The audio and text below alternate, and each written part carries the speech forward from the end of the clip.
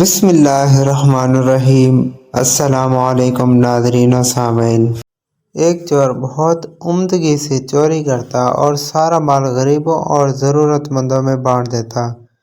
کچھ وقت گزرا تو اس نے چوری سے توبہ کی اور گمنامی کی زندگی بسر کرنے لگا۔ ایک روز اچانک ایک عورت روتی ہوئی آئی اور کہنے لگی کہ بیوہ روتے ہوں، جوان بچی کا ساتھ ہے، کمانے والا کوئی نہیں، کچھ مدد کرو کہ عزت سے بچی اپنے گھر کی ہو جائے۔ چور نے اسے تسلی دی اور مدد کا وعدہ کر لیا۔ رات ہوئی تو اللہ کے حضور گویا ہوا کہ اے اللہ، آج اس غریب عورت کے لیے پھر سے چوری کرنے والا ہوں، تو ہی کارساز ہے۔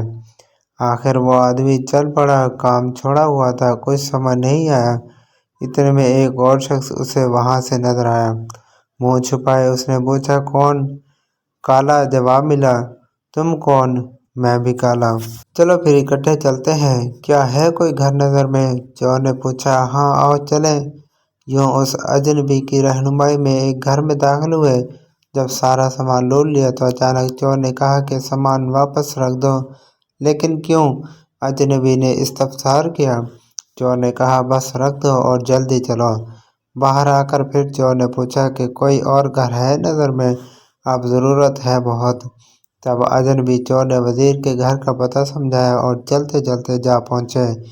سب مال سمیٹا۔ اجنبی کہنے لگا کہ وزیر کی بیٹی کی شادی ہے تو مال و زر خوب ہے۔ چور نے سامان وہیں پہ چھوڑا اور اجنبی کو لے کر باہر آ گیا اور اصرار کیا کہ کوئی اور گھر دکھا دے۔ آخر اس اجنبی نے کہا کہ اب تو ایک آخری بادشاہ کا محل ہی بچا ہے، اگر کہو تو وہیں پہ چلتے ہیں۔ چور نے حامی بھر لی۔ اب وہ دونوں بادشاہ کے محل میں پہنچے، تمام رکاوٹیں عبور کرتے ہوئے سامان اٹھایا۔ اتنے میں پہرے پہ موجود کتیا کی آنکھ کھل گئی، وہ بھاگے اور چور پہ جھپٹے۔ اتنے میں کتا آیا اور کتیا کو کھینچ کر پیچھے گیا۔ چور نے ایک سرد آہ بھری اور اجنبی سے کہا، یہ سامان بھی رکھ دو۔ اجنبی نے پوچھا، آخر کیوں؟ آپ ایسا کیوں کہہ رہے ہیں؟ تب چور نے کہا، تم مالک ہو اس گھر کے اور یہ گھر بادشاہ کا ہے، میں پہچان گیا ہوں کہ تم ہی بادشاہ ہو۔ لیکن کیسے؟ بادشاہ نے حیران ہوتے ہوئے پوچھا۔ کتیا مجھ پہ بھونک رہی تھی، جبکہ کتا اسے ہم سے دور لے گیا، یہ کہتے ہوئے کہ جب مالک خود چور کے ساتھ ہے تو تمہیں کیا تکلیف ہے؟ کتے کے رد عمل کی وجہ سے مجھے خبر ہوئی کہ آپ ہی گھر کے مالک ہو۔ بادشاہ نے اس چور کو اپنے پاس بٹھایا اور کہا، قبلہ اب باقی معاملات بھی بتا دیں کہ پہلے گھر سے سامان کیوں واپس کیا؟ بات دراصل یہ ہے کہ سامان کھنگالتے ہوئے میرا ہاتھ پاؤں پہ موجود نمک کی بوری پہ پڑ گیا اور وہ ہاتھ چکھنے کی غرض سے میں نے چاٹ لیا، اس طرح اس گھر کا نمک خوار ہو گیا۔ عالی جاں میں چور ہوں لیکن نمک حرام نہیں ہوں، اس لیے اس گھر کا سامان لوٹا دیا۔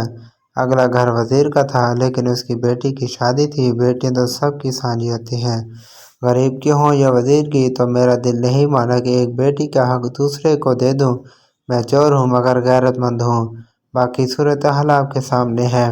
بادشاہ اس چور کے کردار کی مضبوطی سے متاثر ہوا اور صبح سب کے سامنے اسے انعام و اکرام اور مطلوبہ ساز و سامان سمیت رخصت کیا۔ چور نے برائی چھوڑنے کی نیت کی اور خدا نے اسے گناہ سے بچا لیا۔ جو خدا کی راہ میں ایک قدم بڑھاتا ہے وہ بندے کی طرف 10 قدم بڑھاتا ہے۔